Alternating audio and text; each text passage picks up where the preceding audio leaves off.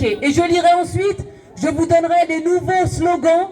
On a bien travaillé cette semaine et on a des nouveaux slogans. Je laisse la parole à LFI. Oh, bah bravo. Alors, cette petite vacances a été bon, bah ça va. God save the King. Alors, pour la France insoumise, encore un nouveau cran dans l'éradication du peuple palestinien a été franchi avec l'invasion de Gaza.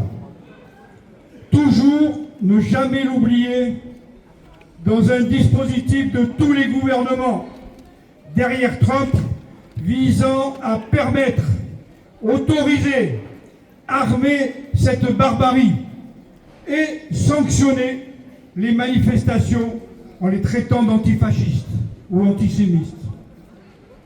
Selon le Bureau de la Coordination des Nations Unies, 564 Palestiniens ont été tués et 3083 blessés entre le 6 et le 13 août.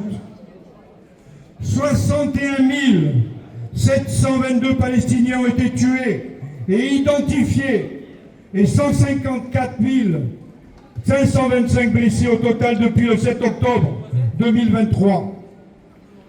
Depuis le 27 mai, on compte 1859 tués de plus et 13 594 blessés. Désolé, il faut donner ces chiffres. Parmi les personnes tentant d'accéder à l'aide humanitaire, 80 000 Palestiniens ont été déplacés entre le 18 mars et le 12 août. Entre le 29 juillet et le 12 août, 12 500 déplacements supplémentaires, dont 68% provenant de Gaza. L'ONU vient officiellement de déclarer l'état de famine dans la bande de Gaza, une première au Moyen-Orient. Plus de 500 000 personnes font face à des conditions alimentaires catastrophiques, selon un rapport. Tom Fletcher, responsable des aides humanitaires des Nations Unies, a déclaré « Cette famine va et doit nous hanter tous ». Alors que la famine s'invite dans plusieurs zones de Gaza, avant le conflit, Gaza était largement autosuffisant en produits alimentaires. Notre détermination à ne pas lâcher notre engagement en défense de l'humanité contre la barbarie, nous le savons maintenant, s'inscrit dans un vaste mouvement mondial qui chaque semaine, elle aussi, monte d'un cran avec des engagements multiples, y compris au sein même de l'État hébreu, avec des manifestations historiques contre Netanyahou. Citons par exemple l'intervention de Alon Ben-Green, porte-parole de l'organisation judéo-arabe Standing Together, qui a pris sa place dans cette mobilisation. Je cite ce militant d'Israël. Nous comprenons que le gouvernement ne se contente pas de tuer les Palestiniens innocents. Il ne se contente pas d'affamer les enfants à Gaza. Il ne se contente pas d'anéantir des villes entières. Il néglige également les citoyens israéliens. Il envoie également des soldats à la mort pour tuer et se faire tuer.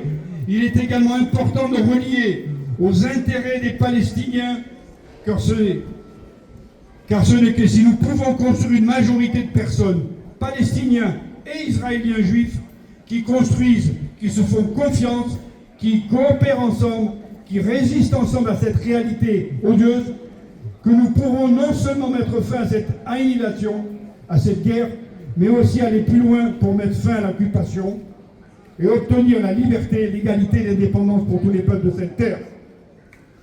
Bravo! C'est d'Israël, c'est bon. Ça prouve que là-bas aussi ça monte.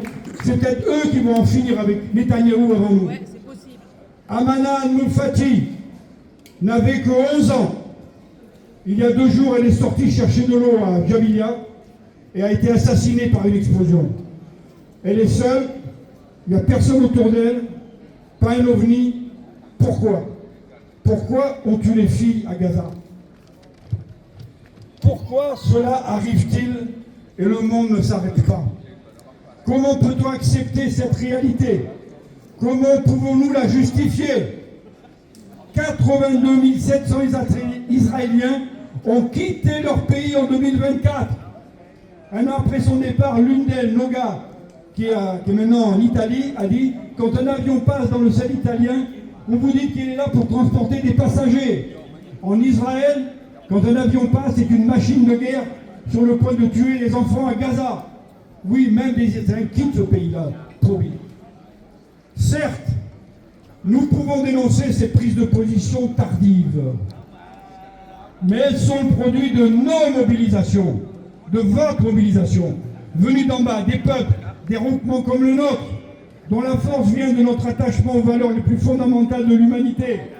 La paix, la justice, telle qu'elle figure en France, par exemple, dans le dernier article de la Déclaration des droits de l'homme du 24 juin 1793. Je cite l'article 35. Quand le gouvernement viole les droits du peuple, l'insurrection est pour le peuple et pour chaque portion du peuple le plus sacré des droits et le plus indispensable des devoirs. C'est ce que nous faisons. C'est ce que nous construisons tous les samedis avec des millions d'autres, non seulement en manifestant, mais aussi par les différentes actions, comme encore la semaine dernière, avec un blocage des navires d'armement par les dockers de Gênes. Bravo. Certains dirigeants en France et au-delà refusent encore de voir la volonté génocidaire revendiquée par les dirigeants israéliens depuis 2003.